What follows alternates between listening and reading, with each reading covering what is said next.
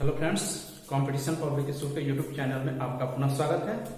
इस वीडियो में हम लोग दिस, दैट, दिज और दोज के प्रयोग सीखेंगे। Use of this, that, these and those. आइए पहले देखते हैं दिस, दैट, दिज और दोज का सामान्य अर्थ। दिस का सामान्य अर्थ यह होता है, दैट का सामान्य अर्थ वह होता है, दिज का सामान्य अर्थ ये होता है तथा दोज का सामान्य अर्थ वे होता है। दिस मीन्स यह, दैट मीन्स वह, दिज मीन्स ए और दोज मीन्स वे। दिस का प्लुरल दिज, दिस का बहुवचन दिज होता है तथा दैट का प्लुरल दोज होता है। दिस तथा दिज का प्रयोग नजदीक की चीज के लिए होता है, परंतु दैट तथा दोज का प्रयोग दूर की चीज के लिए होता है। दिस, दिज का प्रयोग नजदीक की वस्तु के लिए, परंतु दैट, दोज का प्रयोग दूर की वस्तु के लिए होता है। दिस, दैट, दिज तथा दोज डेमोन्स्ट्रेटिव प्रोनाउंस या एडजेक्टिव्स हैं। This, that, these, those demonstrative pronouns भी हैं और डेमोन्स्ट्रेटिव एडजेक्टिव्स भी हैं। कहां this, that, these, those demonstrative pronouns होते हैं और कहां this, that, these, those demonstrative adjectives होते हैं। आइए प्रयोग के माध्यम से इन्हें सीखते हैं। अफर्मेटिव सेंटेंसेस लिखे गए हैं। यह एक गाय है, दिस इज ए काउ। वह एक बैल है, दैट इज एन ऑक्स। ये लड़के हैं, दीज आर बॉयज। वे लड़कियां हैं, दोज आर गर्ल्स। अगर ऐसे रहे कि ये सब लड़के हैं तभी हम यही बनाते, ये सब लड़कियां हैं ऐसा ही बनाते। कुछ और वाक्य हैं, यह लड़की सुंदर है, यह लड़की सुंदर है। यह, दिस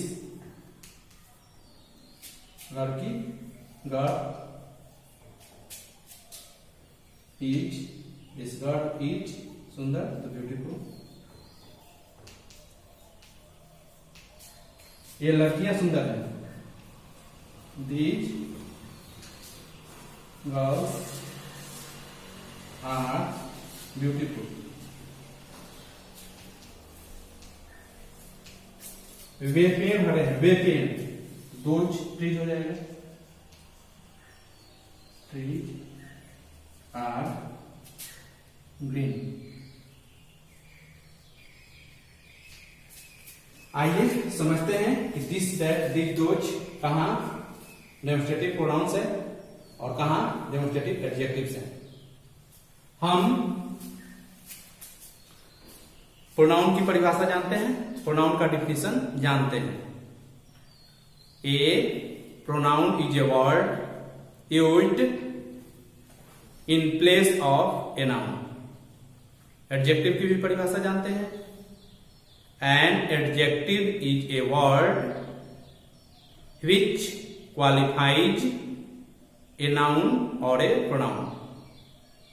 हिंदी में देखते हैं, प्रोनाउन वे शब्द होते हैं जो संज्ञा के बदले में आते हैं, जो नाउन के बदले में आते हैं। एडजेक्टिव वे शब्द होते हैं जो नाउन या प्रोनाउन की विशेषता बतलाते हैं। नाउन या प्रोनाउन की विशेषता बतलाने वाले शब्द एडजेक्टिव कहलाते हैं तथा नाउन के बदले में आने वाले शब्द प्रोनाउन कहलाते हैं। तो डेमोन्स्ट्रेटिव प्रोनाउन और डेमोन्स्ट्रेटिव एडजेक्टिव क्या होते हैं, पहले उनकी परिभाषा जानते हैं। जिस प्रोनाउन का प्रयोग वस्तुओं या व्यक्तियों को सूचित,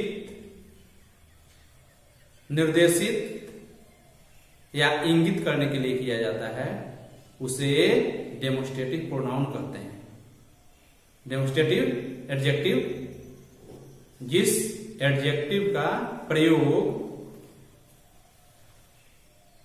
व्यक्तियों या वस्तुओं को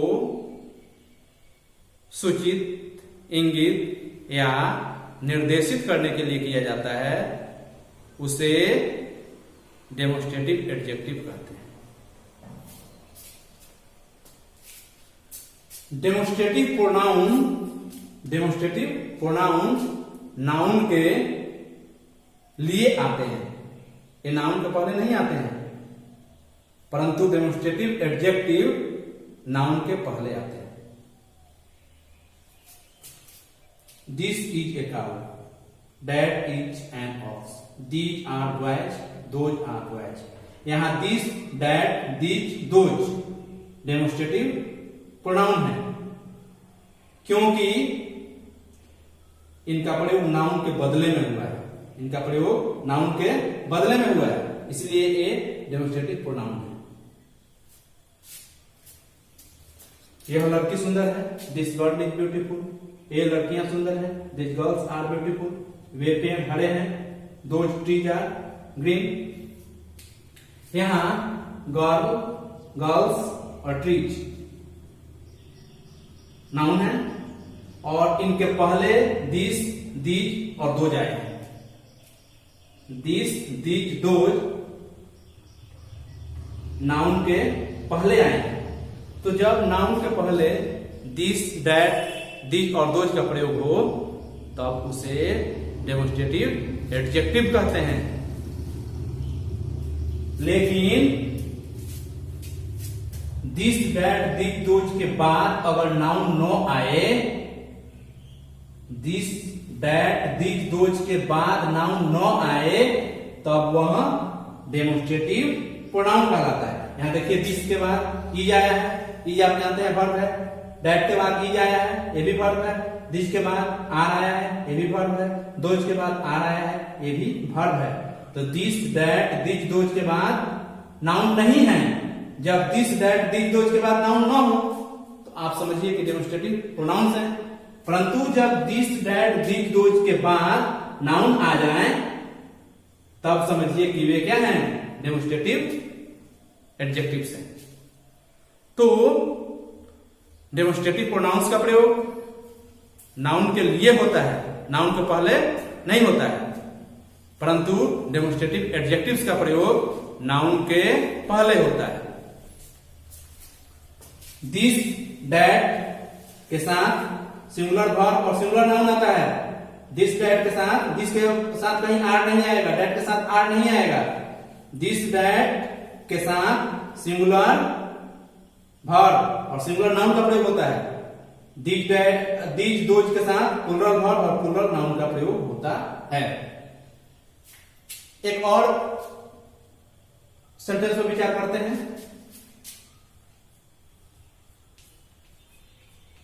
वह राम है, वह राम है। इसका ट्रांसलेशन हम दो तरह से बना सकते हैं। क्या बना सकते हैं? दैट इज राम और ही इज राम।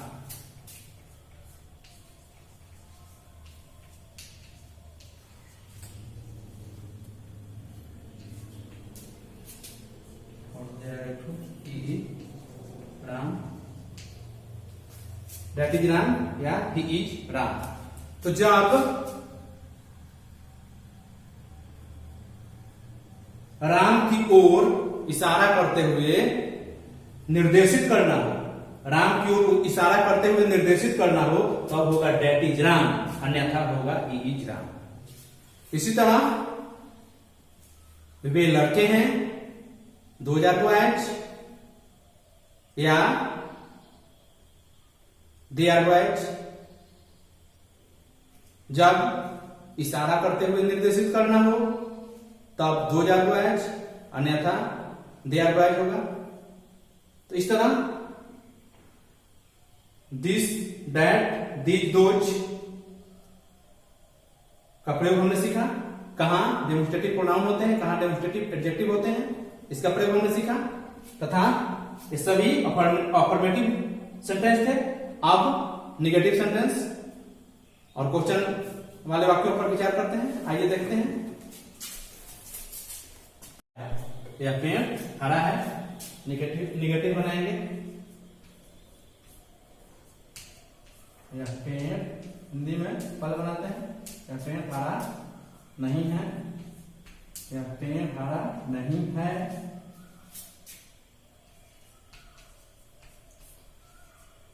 क्या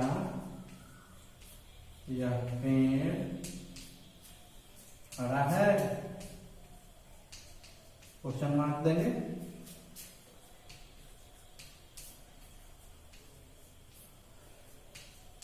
क्या यह पेड़ हरा नहीं है?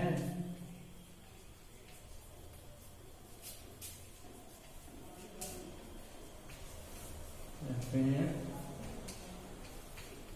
क्यों हरा है?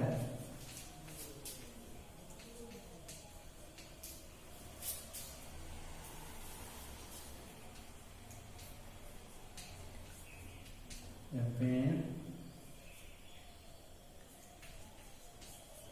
कैसे हरा है? छोटा वाक्य आप बनाइए। यह पेड़ हरा है। यह एक पेड़ है, दिस इज ए ट्री। और यह पेड़, तो दिस ट्री। उसके बाद है कि is, this tree is green.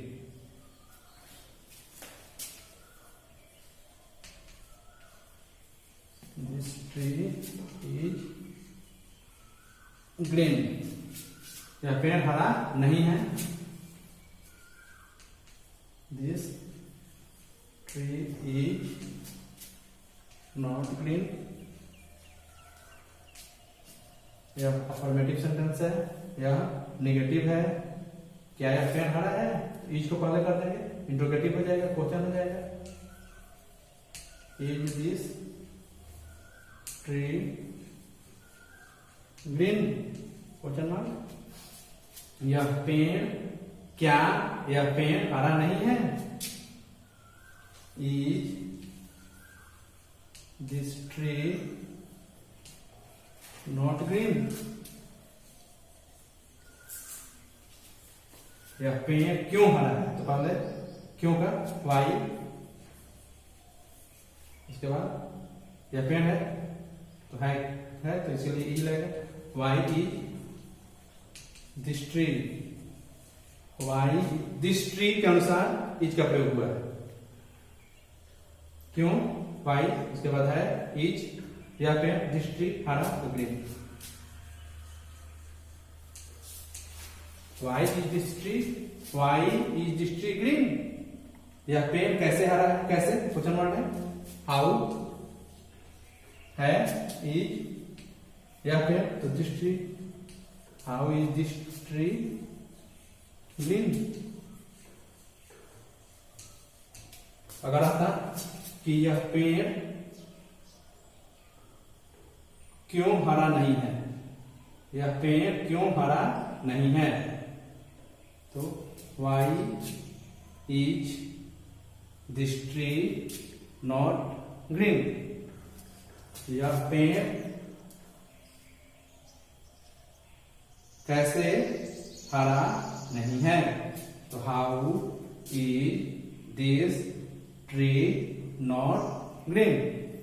तो इस तरह आप इनसे संबंधित ट्रांसलेशन बना सकते हैं। आइए कुछ ट्रांसलेशन दिए जा रहे हैं, आप उन्हें कंप्लीट कर लीजिएगा। Question number 1, translate into English. यहाँ कुछ सेंटेंस दिए गए हैं, आप प्रत्येक पर 6 वाक्य बना लीजिए। जैसे वह लड़की दुबली है, वह लड़की दुबली नहीं है, क्या वह लड़की दुबली है, क्या वह लड़की दुबली नहीं है, वह लड़की कैसे दुबली है, वह लड़की क्यों दुबली है। इस तरह आप इन सब का ट्रांसलेशन बना लीजिए। फिर मिलते हैं अगले वीडियो में। धन्यवाद।